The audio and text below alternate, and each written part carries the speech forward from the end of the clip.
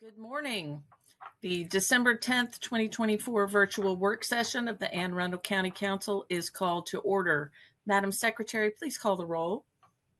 Mr. Smith, not here yet. Ms. Pickard. Present. Mr. Volke. Present. Ms. Fiedler. Present. Ms. Rodvian. Present. Ms. Ledbetter. Present. Madam Chair, Ms. Hummer. Present. Oh, Mr. Smith just joined us. Mr. Smith, are you present? I am present. Thank All you. right. And then we have County Auditor Michelle Bolair, Present. and we have Legislative Counsel Meredith Beach. Present. We're all set. All right. So do any of my colleagues have any questions before we begin?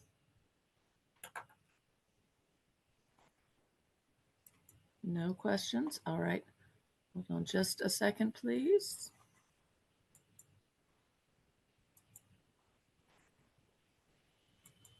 All right.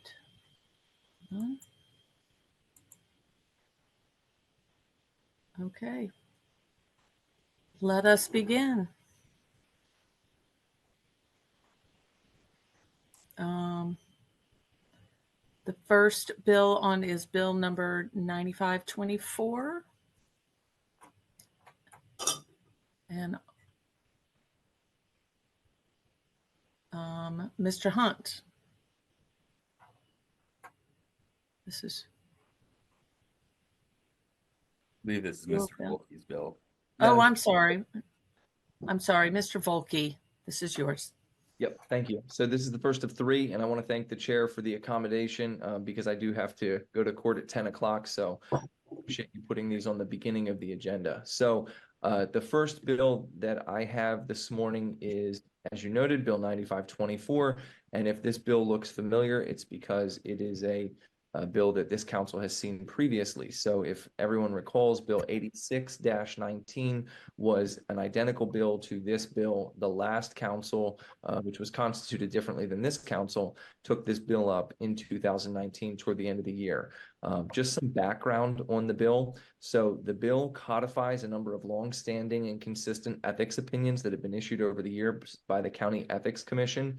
These include AO 98-105, 04-07, 07-87, 10-24, 19-22, and IO 03-50 and 03-94. The purpose of the bill ensures that the conflict of interest rules related to council members are clear and consistently applied as we move forward as a deliberative body. The bill reiterates positions that have been previously expressed in these ethics opinions, so this bill is clarifying in nature. I have not heard from the Ethics Commission this go round. I will tell you, if anyone recalls, the last go round, the Ethics Commission was supportive of this legislation because, as I indicated, they did see it as clarifying and codifying in nature of existing ethics opinions that have been around for decades.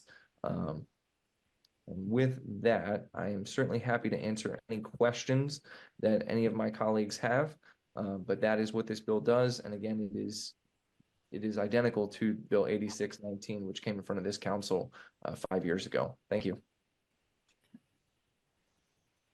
All right. Madam Chair. Yes, Ms. Pickard. So for the benefit of those that haven't read all those ethics opinions, can you give just a brief description of what this bill aims to achieve? Certainly. Yep. So, and again, this is something that I'll defer to ethics if they have a different interpretation than how I'm going to explain it to you at all. Obviously, their interpretation is the guiding interpretation. Mine is merely my interpretation from my review of these opinions. But effectively, what this bill would do and what these ethics opinions say is that if an individual is a county employee and they are employed in any capacity in the county in a particular part of the county where the budget deliberations are affecting that part of the county, they cannot vote on amendments to the budget for that. So I'll give you an example. For instance, if a person was married to a firefighter in Anne Arundel County and they were a council member, that person historically has been precluded from being allowed to vote on items that are in the fire department budget. They can still vote on the whole budget, They can vote on any other budget amendments for any other part of the county. But when it comes to the fire department budget, because they are situated differently than the way that someone in the general public or another member of the council would be situated, they are precluded because of conflict of interest rules from being able to vote on that. So that's one example. Ms. Pickard. I do have my yellow flag somewhere sitting right here. I don't So have time, so I'm sorry. in previous, when we've just recognized this issue with other pieces of legislation, not necessarily, I don't necessarily recall with the budget, when folks were, whether it was the veterans bill, people had family that could have taken part in that, they just disclose. That's been the position of ethics of late, to just disclose your potential conflict, acknowledge it publicly, and move on and vote. So how do you see this being different? Certainly, yes. So historically, the policy, at least from what I understand from ethics, is that this is not necessarily a waivable conflict of interest. So what you're talking about is a waivable conflict of interest. There's a difference between that and a non-waivable conflict. A waivable conflict would be one that where you disclose and you indicate that your status is potentially affected by this because of who you are. You have the opportunity to disclose that, but then still move forward and say, this doesn't affect my impartiality. I have every ability to participate in this discussion in a way that allows me to fairly and impartially decide this. That is a waivable conflict of interest. There are non-waivable conflicts of interest where the interest is so sort of unique and personal to you that even if you say, I don't believe I'll be affected at all in terms of my partiality, that would not be a situation where others objectively would agree with that. And so those are generally non-waivable conflicts of interest. So that is where I see this as being a bit different, is that this is something that directly impacts, if you were in that bargaining unit, for instance, the spouse of the firefighter, if you were voting on that, that could certainly impact your household budget very, very directly, and in a way that is different and more unique than the tax credit bill, for instance, that we did for veterans. So I have a question. So, and pardon me if this is in the bill, I didn't see it, but I may need to read more closely. Is immediate family member defined? What is considered an immediate family member? So I will have to look at that. If you give me just a moment, Ms. Hummer, I will try to find the answer for you. What I can tell you is that we certainly, in our ethics disclosures every year that all of us have to fill out in April, it does define somewhere in the ethics law what an immediate family member is, because we all have to look at that. Give me a second. Right.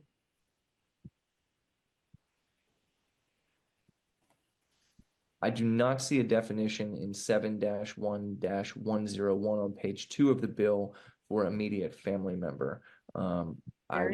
There is a definition in 7-1-101 They 14 don't of exist? immediate family. Okay. Thank you very much. Spouse and dependent children is immediate family. Just spouse and independent children. Okay. All right.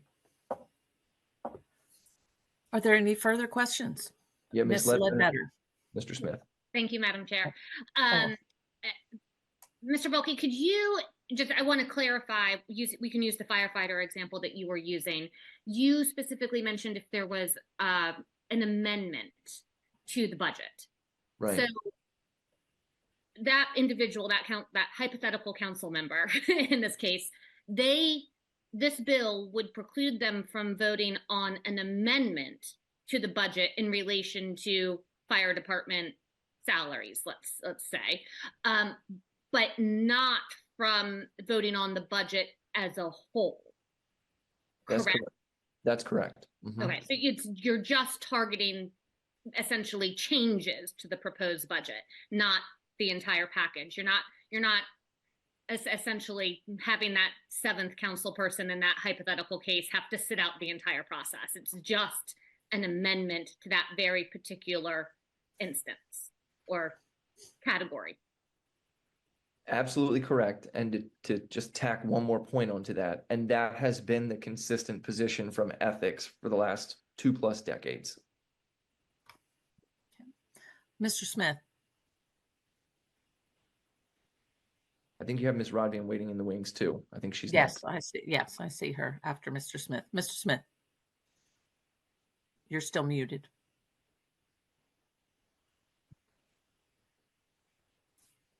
Can you hear me now? Mm-hmm. Yes, I can hear you now. But not now. Hold on one second. You can go to Miss Robbie, and I gotta fix my mute button here. It's acting weird. Okay. Ms. Rodvian. Thank you. So I'm a little concerned because it sounds like this bill might actually go a little bit further than at least informal ethics opinions that I've received, as a part-time school teacher in Anne Arundel County. I have been allowed to vote on amendments related to the AACPS budget, as long as they're not related to Unit 1 salaries.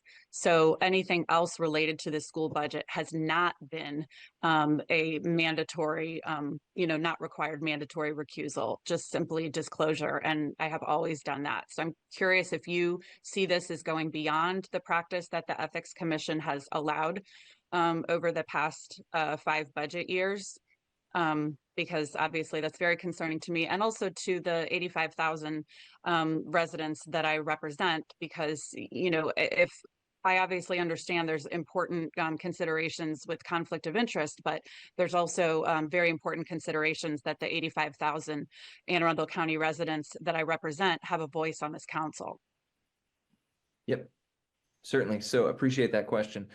My understanding from the Ethics Commission, and again, I have not heard from them on this iteration, but I can tell you on the previous iteration, 8619, the Ethics Commission, if you recall, came to the hearing. They did testify in support. They indicated that this was codifying existing practice. So my understanding is that this is not going any further than what has been existing practice from the Ethics Commission. But again, I don't want to speak for them. That was my understanding of how they viewed it. Mr. Botsaris from the commission did reach out to me probably about 2 weeks ago or so and asked me how this bill related to 86-19. And I shared with him, this is literally a copy and paste of 8619. It's the same thing. This is just another crack at that. And so I have not heard from ethics again on that. So I don't know whether they're deliberating it or whether they're considering it. And they may be trying to grapple with the exact question you're asking me. So I don't want to sit here and try to pretend to be a subject matter expert on it. I would certainly defer to them and whatever they're going to come out with. But they, at least 5 years ago, their position was this was merely codifying what they have always said is their position. Thank you. Obviously, if you get any information from the Ethics Commission, that is extremely relevant to District 6 residents, because I absolutely do not want them disenfranchised on aspects of the AACPS budget because I am an employee or because I'm a part-time employee. So anything that you can find out would be greatly appreciated. Yep, certainly. And it wouldn't shock me if they're either watching or going to be watching. So they're probably hearing all these concerns and hopefully can address them. Yep. Mr. Smith. Thank you. Yeah, the scroll at the bottom was all the way to the left, so I couldn't see the mute. Thank you, Madam Chair. So I think I've had conversations about this in the past. When it comes to, there are parts of the bill, like if there's a financial gain from different things, financial interest when dealing with county entities, loans, things like that. But I think I'm certainly open to. I think the part I'm still confused on is when we in either ethics or you, if you can explain to me, when we vote on our salary, I brought this up before, we have a personal interest in how that's done, and no one sees that as something outside of the norm when we conduct business as a council body. How does, or explain to me, how does our salary process by which the 7 of us set? I know there's a salary commission that makes recommendations, but we have the ability to reduce those as well as increase those. And we also vote on that.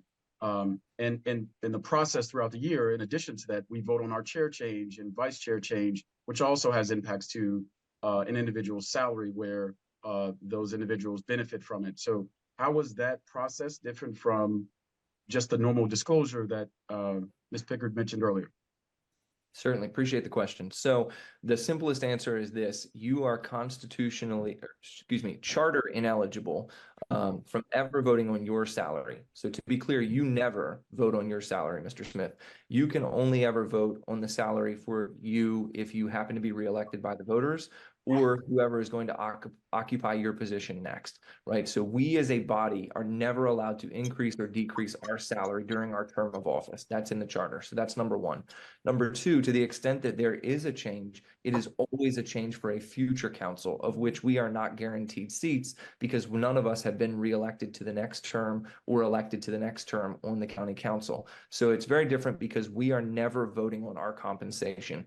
The only piece which, as you noted, is slightly in that game is the idea of electing a chair and a vice chair. But again, we're not setting their compensation. That's done by the council prior to us. So bear in mind, even though some of us were here 4 years ago when that salary change was made, none of us had a guaranteed position on the county council until after the 2022 election when the voters elected us.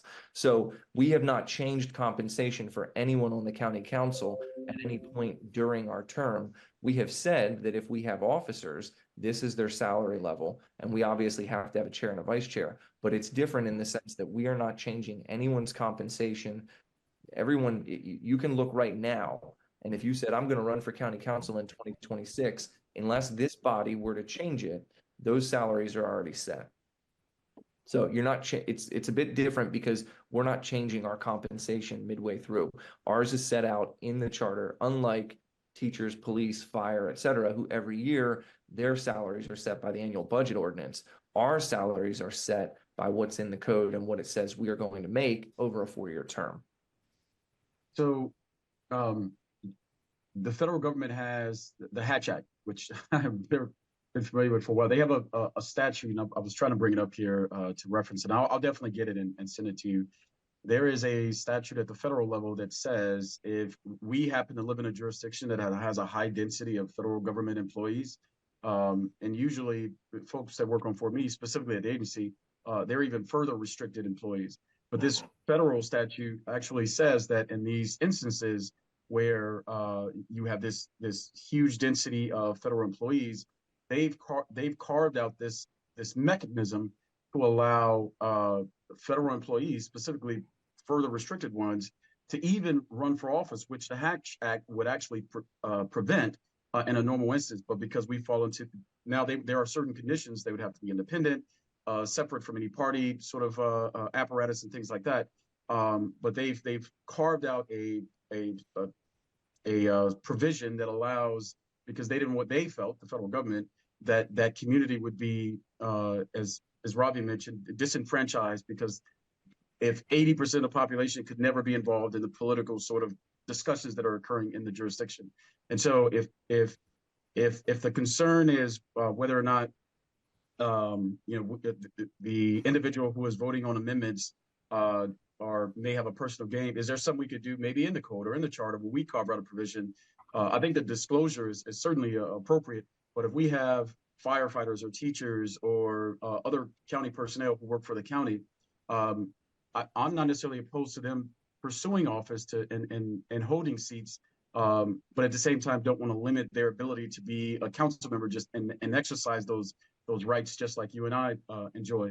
So is that something that, and I'll get you that statute because it actually exists, and I was shocked when I read it when the attorney sent it to me, and so this is probably like 8 years ago.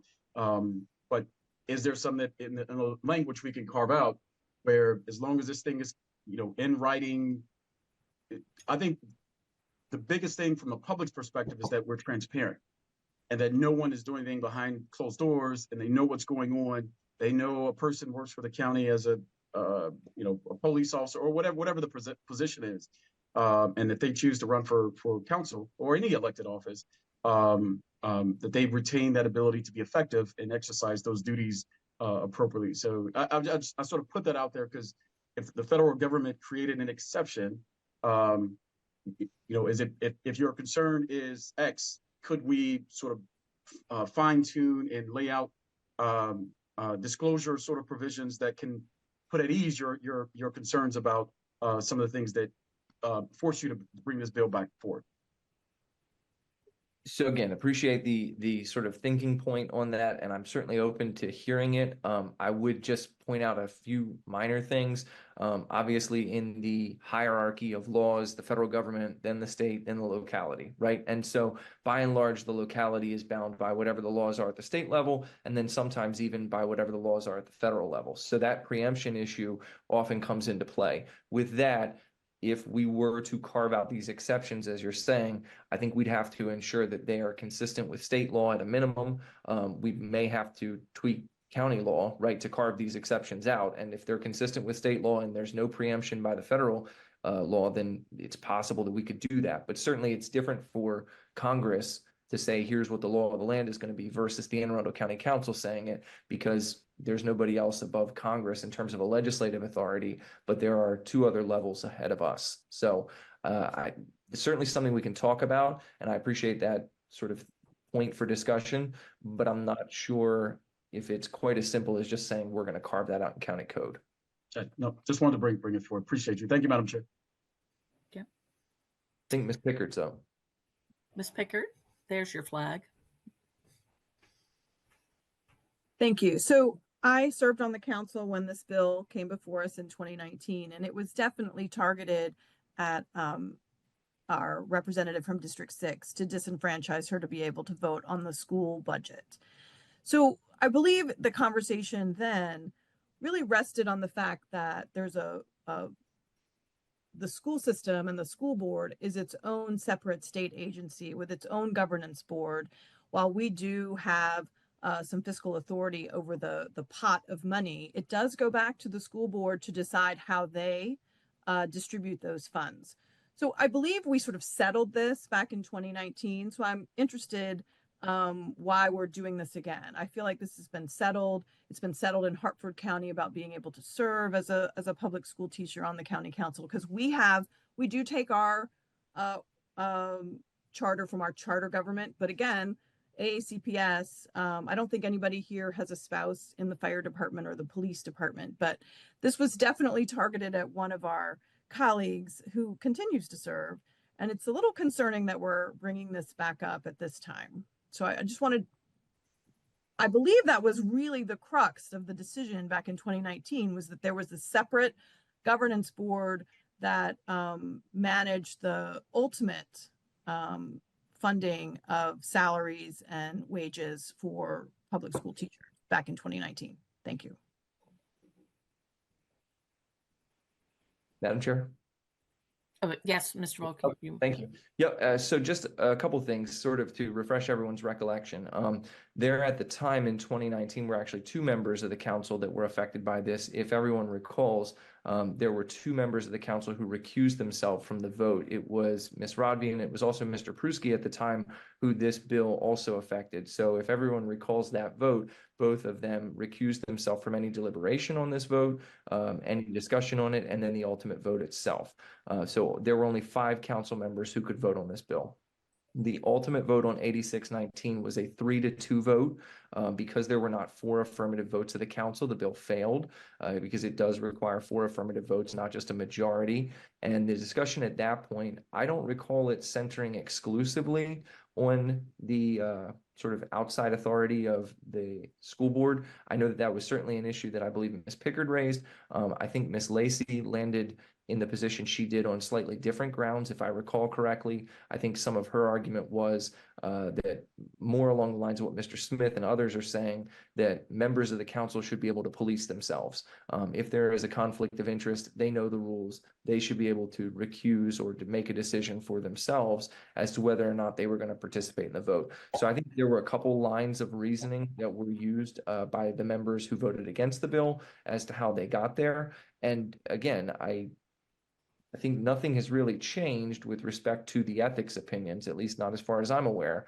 So again, if this is simply codifying existing ethics law, then I'm not sure why we wouldn't put this in the code. It makes it clearer for anybody from the outside looking at what county law is. You don't have to read those 7 or 8 ethics opinions that I referenced early on and sort of try to digest them and understand what the common themes are. This boils it all down, puts it into the county code so it's right there for everybody to see. It makes it a lot easier in terms of council members understanding what their obligations are and their ability to be transparent with the public. So that's the thinking with this, and that's why it's back again.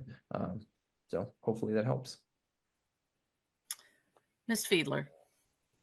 Thank you, Madam Chair. This isn't a question, but rather a statement, just to acknowledge that the historical background given by Mr. Volke, the spouse of a firefighter, is actually historical. There was a council member in the past who was married to a firefighter who recused themselves on a regular basis on this very topic. Madam Chair. Yes, Ms. Pickard. So I guess maybe I didn't frame it clearly enough. So does this bill explicitly scoop up AACPS employees and deem them county employees, because they're not county employees? So are we now considering AACPS employees county employees? If that question's to me, I'm going to appeal to the Office of Law to ask if they have a specific answer on that, because obviously there was the case, as you referenced, that came out of Harford County, where some of the courts have addressed that question and whether or not a school system employee constitutes a county employee. So, and I apologize, Ms. Blair-Klausmeyer, if you're not prepared to answer that right this second, if you have to get back to us.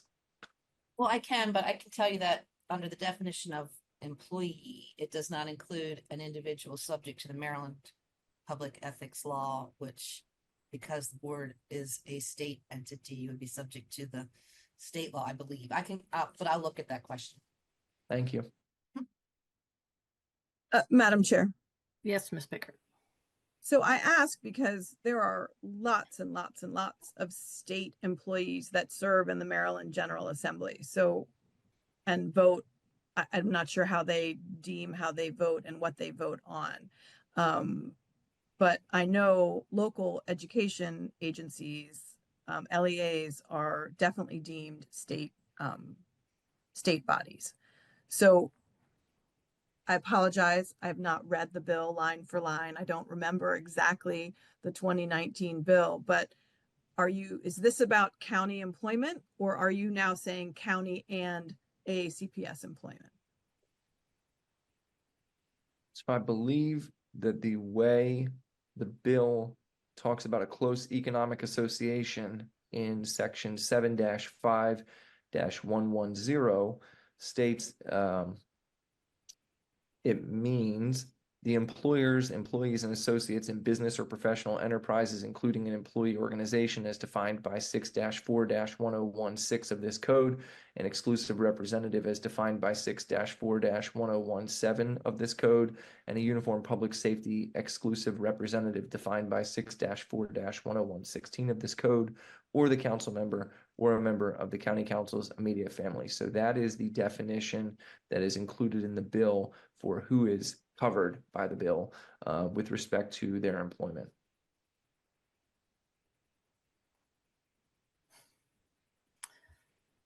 So I'll just add, I look forward to more clarification from the ethics board, because I know from my time on the Board of Education that the ultimate salary decisions are made through negotiations by the Board of Education, not by the county council.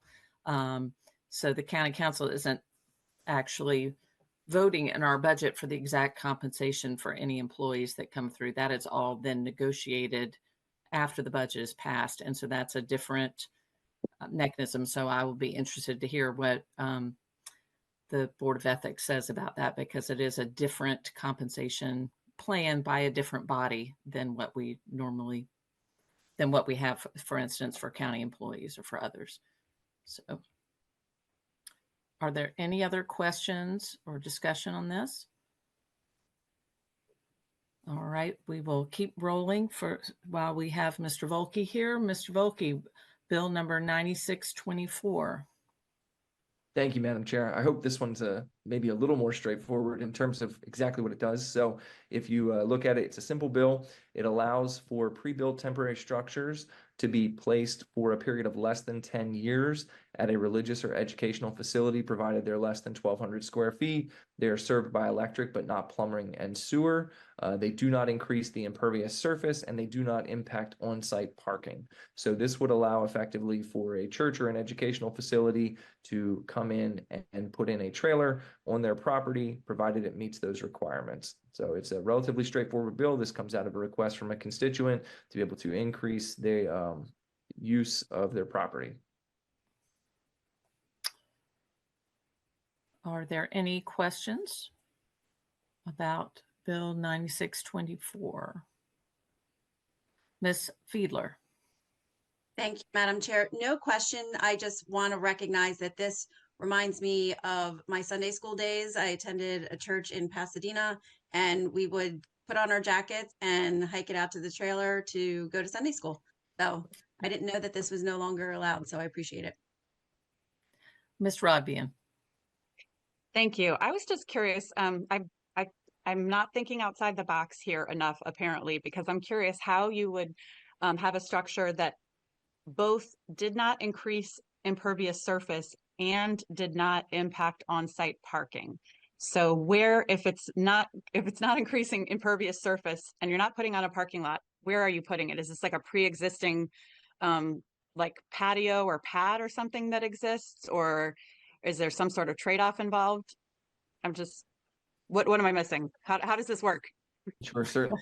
So it could be a pre-built pad. It could be sort of removing something that's existing and replacing it, as long as you're not increasing impervious and you're meeting the requirements. The other option is this: you could put it in a parking lot, because many of these places have a parking lot that is bigger than what they're required to have in terms of the parking spaces. So if you had a parking lot that has 150 spaces and you only need 125, you could certainly use 25 of those parking spaces to put in a trailer, because you're still meeting your parking requirements, but you're not increasing your impervious footprint. Thank you.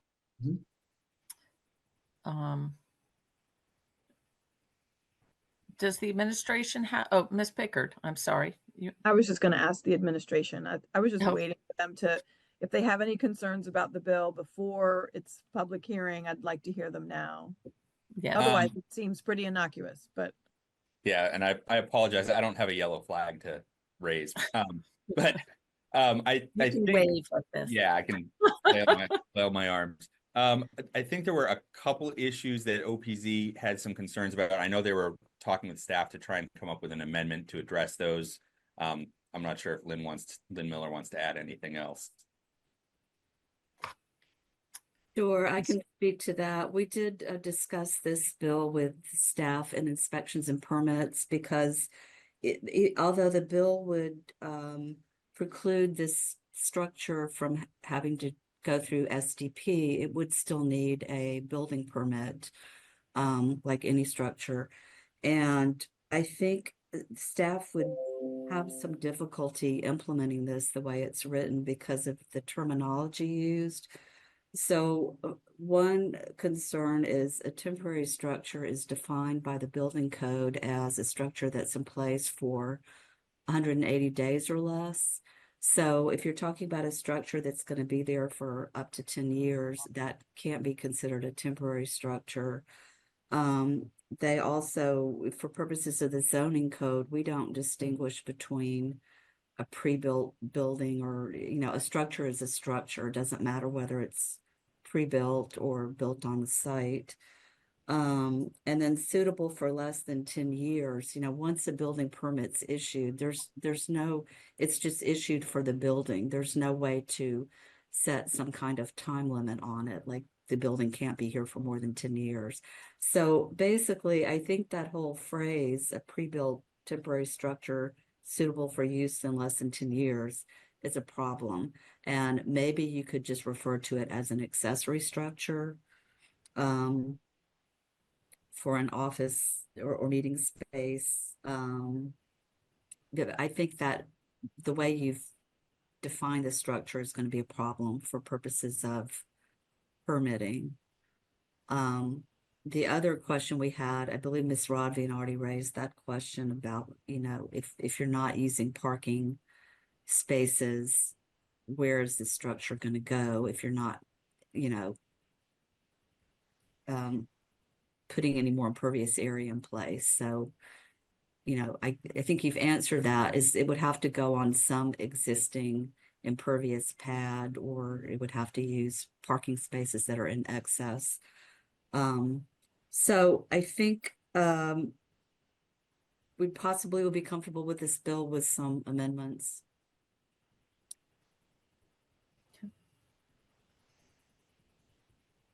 May I just say something? Yes, sir. Thank you. I'm glad I answered the first question. As for the other comments, I certainly am grateful to hear from the administration. I will just point out for the benefit of my colleagues that I initially floated a draft of this bill to the administration on May 31st. I waited for comments. It was circulated. I then followed back up again in July. We then continued throughout the summer seeking comments from the administration on this bill. I then continued into the fall, and then I introduced the bill because we got to a point where I wasn't getting the feedback. So I'm simply saying for my colleagues' benefit, so that it doesn't look like this just kind of came out and was plopped on the table and put out here as, let's see what happens. No, there has been a concerted effort to try to get feedback from the administration. And I see some comments about IMP that said, how would the terms pre-built temporary structure and short-term purpose be viewed defined? This was in July. Structure would have to meet building code regardless of being pre-built or temporary, and how long is short-term. We went round and round on that after July, and we never landed on a place where I got an answer from the administration. Office of Law wanted to clarify the 1,000 square feet and other conditions apply to the structure and not the lot. I believe we've covered that.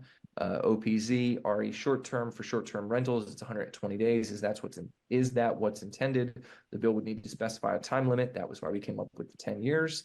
I don't think it needs to specify a pre-built temporary structure, just say a temporary structure. For OPZ's purposes, we don't care whether the structure is manufactured or not. And it sounds like IMP does not need that information either. So we can certainly make some tweaks to this bill, but I have been seeking this feedback for months. Thank you. All right. There any further comments or discussion? All right. And we will move on to the next one. Mr. Volkey, Bill 9724. Thank you, Madam Chair. So again, relatively straightforward bill. This allows this allows as a use in C1 and C3 properties, school bus facilities. Now, again, if you read the conditions, school bus facilities would need to be located on a lot or contiguous lots that total at least 5 acres. They shall adjoin an arterial road. Vehicular access in C1 districts shall be by a direct connection to an arterial road. And just to be clear, school bus facilities is referring to the big yellow buses that we see in the school system. This is not referring to MTA buses. This is not referring to private bus facilities. Well, are there any? Let me just clarify one thing. Private in the sense of the privately owned school buses, right? I'm not talking about big charter buses. Are there any questions or from the council members? Administration, Mr. Hunt. Sorry, I'm just pulling up the one email on it. Let's see. So I think our only concern is that, I mean, this is used as sort of inconsistent with other uses in a C1 district. And Lynn, I'm not sure if you want to add anything on that. C1 district is the office space, correct? C1 is a local commercial district. So that's where we have the least intense types of commercial uses allowed. It doesn't allow outside storage as principal use. None of the auto related, like auto service, auto repair type uses are allowed in C1. The only auto related use that's allowed in C1 is a gas station. And in that case, it's a special exception use. So I do think because of the way that school bus facility is defined in the code, it's defined as, allowing both inside and outside storage, maintenance and service, and related operations of school buses. That then becomes a much more intense use than we typically would want to allow in the C1 district. And the conditional use requirements, I realize the bill is adding a couple more conditional use requirements, but there's already a number of conditional use requirements for school bus facilities. And if you look at those, they do, speak to having outside storage, allowing minor repairs to vehicles, either indoors or outdoors. So they also allow gas storage tanks, gas pumps, etc., on the site as accessory to the facility. And again, gas stations in C1 are a special exception use. So given all of that, OPZ feels like allowing this use as conditional use in C1 is not consistent with the purpose intent of the C1 district. Ms. Fiedler. Thank you, Madam Chair. This is a question for planning and zoning, and you may not know the answer off the top of your head, but of the school bus storage facilities that we have in the county, are they all operating at the most intensive allowed use possible? Or are some just merely storage and light maintenance with no gas? I'm just trying to get a full range of what, like the least intensive school bus storage facility operation that we have versus the highest intensive. Sure, and I'm sorry, but no, I would not be able to answer that right now, and I'm not even sure that we could get that information. I can look into it, but I'm not sure how easy it will be to get that kind of inventory. Okay, and the only reason that I am asking is this is a particular area of our code that I've experienced, having a school bus storage facility on a residential lot that is looking to do more maintenance type work, but never really change long-term their use on the property. But they're stuck in this place where they can't do much. And our code is really restrictive with school bus facilities, but it's really also important that we have them in close proximity to communities. So I was just curious about that to see if maybe we can consider other options.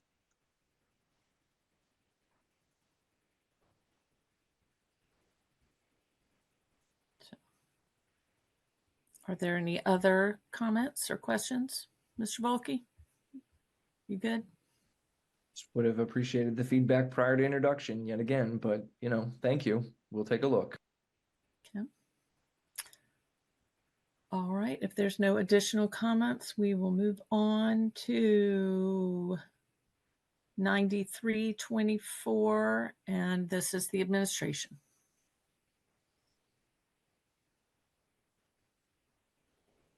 So 9324 is an amendment to the master plan for water and sewer. These amendments to the water and sewer master plan will allow DPW to provide upgrades to the Piney Orchard wastewater treatment plant at a lower cost. Currently, the master plan requires enhanced nutrient removal treatment standards through an upgrade to the Piney Orchard water reclamation facility, which would cost approximately $45 million. This master plan amendment will allow DPW to instead replace the Piney Orchard wastewater treatment plant with a pumping station and force main, which will send waste to the Patuxent water reclamation facility. This is a lower cost solution, which is estimated to cost a total of $20 million as opposed to 45, and then including $9 million in tentative Bay restitution fund grants. I do have from Office of Planning and Zoning, Desiree Williams, and from the Department of Public Works, James Howard, and I believe Chris, sorry, give me 1 second here.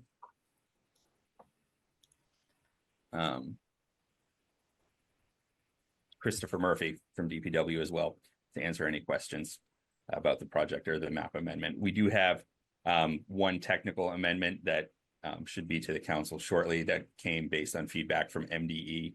It's replacing the exhibit just to remove some redundant references.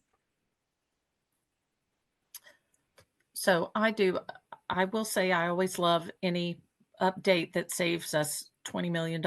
That's really nice.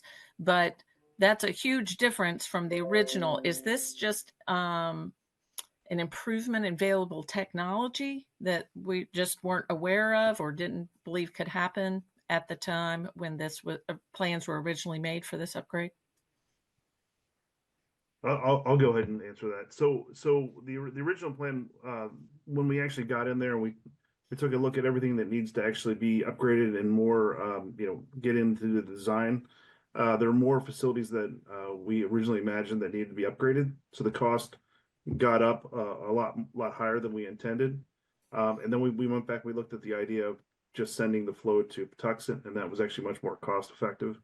So this amendment will allow us to basically just change wording, so we're not doing a treatment plant upgrade to doing a pump station and force main to provide that ENR treatment. Okay. And it doesn't downgrade the treatment in any way, not to be doing the whole facility, just rerouting. It's not. Yeah, we'll be sending it to our Patuxent plant, and which has Okay. capacity to for the Piney Orchard plant over there. And this won't affect our long-term capacity that It shouldn't. We should be able to transfer the loading over to the Patuxent plant for the nutrient loading, and the Patuxent plant actually was built with some additional potential for additional store capacity there when they originally constructed it. Okay, thank you. So, are there any other questions or comments? All right, thank you, gentlemen from DPW. Our next bill is Bill 9424, and this is administration and Ms. Ledbetter. So whoever would like to begin. Mr. Hunt, you want to start this one? Certainly. So this bill simply codifies the Ag Commission, the Anne Arundel County Agricultural Commission. I do have Greg Swain from the Office of Law here to answer questions as well, who sits as an ex officio member of the commission. But the Ag Commission was originally established in 2017 by executive order as the Agriculture, Farming, and Agritourism Commission, and then was redefined to its current name and restructured by Executive Order 54 in 2021. Back in early 2024, the commission requested codification of the commission to ensure its continuation. The commission voted unanimously to support the legislation at its August meeting of this year. So we are happy to answer any questions, but I know commission members have reached out to at least some council members, certainly Ms. Ledbetter, about being added to the county code. Yes. Ms. Ledbetter, do you have any comments? I think my main comment is just, this is important legislation in the sense that there is a significant amount of subject matter expertise that the members of this commission bring to the table, and ensuring that its existence is codified, I really do believe is going to continue to benefit the county going forward, to make sure that the code that we create and we rely on is an accurate reflection of the needs of this part of our community. Okay. Are there any other questions or from the council? Questions or comments? All right, thank you. We will move on to resolution number 4924. And again, this is the administration. Mr. Hunt. Certainly. So with me, I have Lori Blair Flossmeyer from the Office of Law and Mary Lynn Bobbitt from the Health Department, which is a big beneficiary of this resolution. So this resolution is seeking council approval of the our annual application to the U.S. Department of Justice Office of Justice Programs grant under the Edward Byrne Memorial Justice Assistance Grant, commonly called BJAG for short. for a federal FY 2024 local solicitation. The amount of the grant application request is $141,404. There's no matching requirement. This is an annual program that we apply to in the county, and the grants are go for up to 4 years. And it's used by the state's attorney's office, the health department, the sheriff's office, the circuit court, drug court, and the partnership for children, youth, and families. So we're happy to answer any questions, provide more details about where this money goes if you would like. Okay. Are there any questions or comments from the council? All right, we will move on. Resolution number 5124. This is also the administration. Mr. Hunt. Certainly. So with me for this resolution are Christine Niederer from the Office of Law and Marnie Watson, I apologize, and Stephen Walker from the Office of Real Estate. So this is for a property transfer, property that's located in Severna Park. It's a portion of Magathy Bridge Road that's adjacent to the Early Heights Volunteer Fire Company, contains 36,102 square feet, which is 0.828 acres. This property was originally conveyed to the county by a deed in 1981. And then it's basically an abandoned right of way for a road expansion. And this request for this property has come from the Early Heights Volunteer Fire Department. The fire company wants to obtain this adjacent portion of the Magathy Bridge Road right of way for additional parking. You should have a map of the surrounding area as part of the legislative package. I will note that council declared this property as a surplus via resolution 4823, which was passed on December 4th of last year. And if council approves this at the hearing, real estate division will proceed with the private disposition of the property to the Early Heights Volunteer Fire Company for $0. We're happy to answer any questions. All right. Are there any questions or comments on this? So, all right. Okay. Are there any other items any council member would like to discuss at this time? No one? All right. May I have a motion to adjourn? Motion to adjourn. Second. Second. All right. All in favor? Aye. Aye. Opposed? The motion carries. The county council is adjourned until Monday, December 16th, 2024 at 7 p.m. when we will meet in the council chambers for our next legislative session. Everyone have a good day. And Miss Blair Klausmeyer, we did enjoy seeing the cat again this morning. We were commenting, wondering if she was going to join us. So, all right, everyone have a good day. You too. Thanks. Thanks.